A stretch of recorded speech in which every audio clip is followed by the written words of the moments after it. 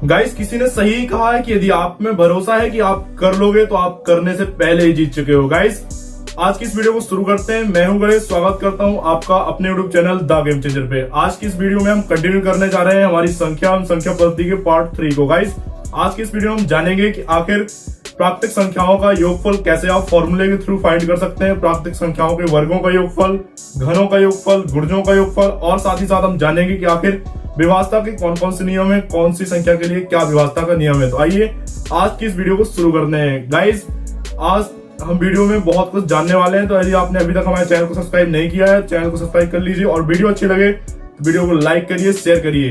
चलिए आज की इस वीडियो को शुरू करते हैं। गाइस, सबसे पहले हम बात करते हैं कि आखिर जो हमने प्राकृतिक संख्याएं पहले भी पढ़ रखी हैं, पार्ट 1 में मैंने बताया था कि 1 से लेकर के अनंत तक की जो संख्याएं होती है हमारी, वे सारी की सारी प्राकृतिक संख्याएं होती हैं। यहाँ पर अगर आपसे कोई बोल देता है कि प्रथम 10 प्राकृतिक संख्याओं का योगफल निकालिए, यदि आपको फॉर्मूला नहीं पता है तो आप सिंपली क्या करेंगे, 1 + 2 + 3 + 4 + इस तरह से करके 10 तक आप ऐड करेंगे। लेकिन यहां तक तो आप 10 तक ऐड कर लेंगे, चलिए ठीक है। यदि आपसे कोई बोल देता है प्रथम 100 प्राकृत संख्याओं का योगफल निकालिए, तब आप क्या करेंगे?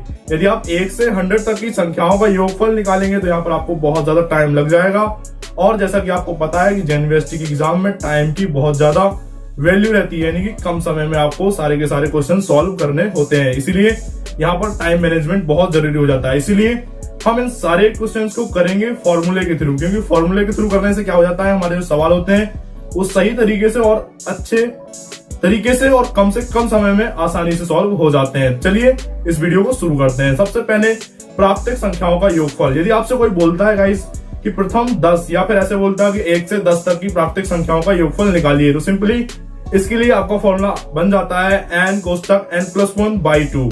यहाँ पर n की जो वैल्यू है, n यहाँ पर रिप्रेजेंट कर रहा है जितने भी प्राकृतिक संख्याओं का योगफल आपसे पूछा गया है। सपोज आपसे 10 प्राकृतिक संख्याओं का योगफल पूछा गया है, तो यहाँ पर आपको n की जगह 10 रख देना है, यानी कि 10 कोष्टक 10 + 1/2। इसको सॉल्व करना हम अगली वीडियो में सीखेंगे। अभी आपको जो फॉर्मूले लर्न करने हैं तो इनको आप लर्न करिए, आगे आपको हेल्प करेंगे। चलिए अब हम जान लेते हैं कि आखिर यदि आपसे कोई पूछ देता है कि प्राकृतिक संख्याओं के वर्गों का योगफल निकालिए, सपोज कोई पूछ देता है आपसे कि 25 प्राकृतिक संख्याओं के वर्गों का योगफल निकालिए, तो प्रथम 25 प्राकृतिक संख्याओं के वर्गों का योगफल निकालने के लिए, यानी कि योगफल निकालने के लिए वर्गों का, वही प्राकृतिक संख्याओं का आपका फॉर्मूला है n कोष्टक n+1 कोष्टक 2n+1/6, यानी कि n कोष्टक n+1 कोष्टक 2n+1/6। यहाँ पर भी n का मतलब है कोई भी वो नंबर, जितनी नंबर्स का आपसे सम पूछा गया है, जितने भी नंबर का योगफल आपसे पूछा गया है, यहाँ पर वो आपको n की जगह पर प्लेस करना है। अब हम बात करते हैं प्रथम प्राकृतिक संख्याओं के घनों का योगफल कैसे निकालेंगे। यहाँ पर घनों के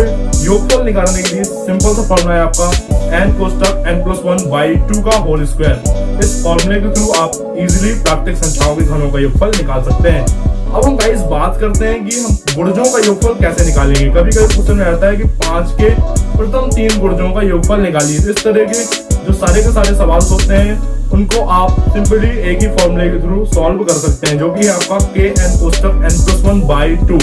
इस फॉर्मूले के थ्रू आप इजीली कर सकते हैं। यहाँ पर k का मतलब होता है जिसके भी गुणज आपको निकालने हैं। सपोज 5 के निकालने हैं तो यहाँ पर k की वैल्यू 5 हो जाएगी। यदि 5 के कितने निकालने हैं, 3 निकालने हैं, यानी कि n की वैल्यू 3 हो जाएगी। और आपको सिंपली kn कोष्टक n+1/2 इस फॉर्मूले में पुट कर देना, आपका आंसर आ जाएगा। अब गाइस हम बात करते हैं कि आखिर विभाजता के नियम क्या होते हैं। आपने अक्सर देखा होगा, आपने लूसेंट की बुक में देखेंगे तो वहां पर लास्ट टॉपिक जो मिलेगा फर्स्ट चैप्टर में, वह मिलेगा विभाजता के नियम। तो विभाजता का मतलब सिंपली ये होता है कि हम बिना भाग किए ये अंदाजा लगा पाए या फिर हम ये पता कर पाए कि किस संख्या से ये जो नंबर है वह विभाज्य होगा। यही हमारा विभाजता का नियम होता है। इसमें अलग अलग संख्याओं के लिए अलग अलग नियम होते हैं। जैसे कि अगर मैं बात करूं आपकी 2 के लिए विभाजता का नियम क्या होता है, तो यहाँ पर जो 2 होता है उसका विभाजता का नियम बहुत ही आसान है गाइस। यदि किसी भी संख्या के इकाई का अंक में 0, 2, 4, 6, 8 इनमें से कोई भी अंक यदि आपकी किसी भी संख्या के इकाई के अंक पे होता है तो वह नंबर 2 से आसानी से डिवाइड हो जाएगा। जैसे कि बात करूंगा 128, तो यहाँ पर आप देख सकते हैं कि यूनिट प्लेस में या फिर इकाई के स्थान पे यहाँ पर 8 है। जैसा कि मैंने बताया आपको कि 0, 2, 4, 6, 8 यदि इनमें से कोई भी अंक है यानी कि वो 2 से डिवाइड हो जाएगा। इसका सीधा सीधा मतलब कि 128 भी हमारा 2 से डिवाइड हो जाएगा। अब गाइस हम बात करें अगर यहाँ पर नंबर कितना भी बड़ा हो छोटा हो उससे कोई फर्क नहीं पड़ने वाला, सिंपली बस आपको यूनिट प्लेस देखना है। अब हम बात करते हैं कि 3 से विभाज्यता का नियम क्या है। तो 3 से विभाज्यता का नियम भी बहुत ही आसान है।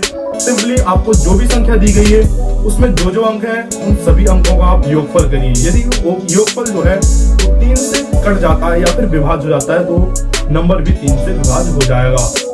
जैसे कि मैं बात करूंगा 12, तो यहाँ पर देखिए आपको 12 यानी कि यूनिट प्लेस में क्या है 2 है और जो दहाई वाला स्थान है उस पर क्या है 1 है, यानी 1 और 2 को ऐड करिए आप कितना हो जाएगा 3। 3 से कट रहा है यानी कि 12 भी 3 से कट जाएगा। तो सिंपल सा कहने का मतलब है यदि किसी संख्या के अंकों का योग 3 से विभाज्य हो जाता है तो वह संख्या भी 3 से विभाजित हो जाएगी। अब हम गाइस बात करते हैं 4 से विभाज्यता के नियम के बारे में। तो 4 से विभाज्यता का नियम भी बहुत इजी है। 4 से विभाज्यता का नियम क्या है, यदि किसी भी संख्या के यूनिट प्लेस में और जो यानी इकाई के स्थान पे और दहाई के स्थान पे जो 2 अंक हैं यदि वो अंक 4 से विभाज्य हो जाते हैं, 4 से कट जाते हैं तो पूरी संख्या है 4 से कट जाएगी। जैसे कि और या फिर जो हमारी यूनिट प्लेस है और इकाई में और दहाई में दोनों जगह 2 यानी कि 2 जीरो होते हैं, यानी कि 0 और 0 होते हैं तो वो भी 4 से कट जाती है। जैसे कि बात करूंगा 148, यहाँ पर 148 है, इसको 148 यानी कि जो यूनिट प्लेस में 8 है और दहाई वाले स्थान पे 4 है, यानी कि हम इसको 4 से डिवाइड करेंगे तो 4 से कट जाता है ना। 4 एकम 4, 4 दूनी 8, यानी 48 कट जा रहा है, यानी कि इकाई वाला और दहाई वाला दोनों कट रहे हैं, यानी कि ये संख्या क्या हो जाएगी हमारी 4 से भी विभाज्य हो जाएगी। हम बात करते हैं 5 से विभाज्यता का नियम। 5 से विभाज्यता का नियम बहुत ही आसान है। किसी भी संख्या के इकाई के स्थान पे यदि 5 है या फिर 0 है तो वो संख्या आसानी से 5 से डिवाइड हो जाएगी। एग्जांपल बहुत से हो सकते हैं, 155 यानी कि 155, यहाँ पे यूनिट प्लेस में देखिए आप 5 है यानी कि 5 से डिवाइड हो जाएगी। लास्ट में यानी 5 हो या फिर 0 तो 5 से कट जाता है या फिर विभाज्य हो जाता है। और हम बात करते हैं अब 6 से डिविजिबिलिटी का रूल। तो 6 से भी बहुत सिंपल है, यदि कोई भी संख्या कोई भी नंबर हमारा यदि 2 से और 3 से यानी कि दोनों से डिवाइड हो जाता है तो वह नंबर हमारा 6 से भी डिवाइड हो जाएगा। तो गाइस आई होप आपको ये सारी चीजें जो कि मैंने बताई एक बार फिर से रिवाइज करना चाहूंगा। प्राकृतिक संख्याओं का प्रथम प्राकृतिक संख्याओं का योगफल n कोष्ठक n+1/2 और यदि आपको घनों का निकालना है तो n कोष्ठक n+1/2 का होल स्क्वायर। यदि आपको गुणजों का योगफल निकालना है तो kn कोष्ठक n+1/2। और 2 से विभाज्यता का नियम, इकाई के स्थान पे 2 0 2 4 6 8 कुछ भी हो 3 से अंकों का योग 3 से डिवाइड होता है, संख्या 3 से डिवाइड हो जाएगी। 4 से यदि इकाई के स्थान पर और दहाई के स्थान पे दोनों नंबर 4 से डिवाइड हो जाता है, नंबर 4 से डिवाइड हो जाएगा या फिर 2 0 हो तब भी 4 से हो जाएगा। 5 से यदि किसी भी संख्या के यूनिट प्लेस में 0 हो या फिर 5 हो वह संख्या 5 से डिवाइड हो जाएगी। 6 से यदि कोई भी संख्या 2 से 3 से डिवाइड हो जाती है तो वह संख्या भी हमारी 6 से डिवाइड हो जाएगी। गाइस आई होप आपको ये वीडियो बहुत अच्छी लगी होगी और वीडियो अच्छी लग रही है तो आप चैनल को सब्सक्राइब जरूर कर लें और मिलते हैं अगली वीडियो में। और गाइस हम लाते रहते हैं नवोदय विद्यालय से रिलेटेड सारी की सारी वीडियोस और हम यहाँ पर कराएंगे आपको पूरा कंप्लीट कोर्स। तो जुड़े रहिए हमारे चैनल के साथ। और यदि आप पिछले स्टूडेंट्स हैं यानी कि आपका भी रिजल्ट नहीं आया तो आपको पैनिक करने की जरूरत नहीं है। जहां तक मेरा अनुमान है कि इस मंथ के लास्ट तक आपका जो रिजल्ट है वह आ जाएगा। Guys keep watching, keep loving, keep supporting. तब तक के लिए जय हिंद, जय भारत, वंदे मातरम। मिलते हैं अगली वीडियो में।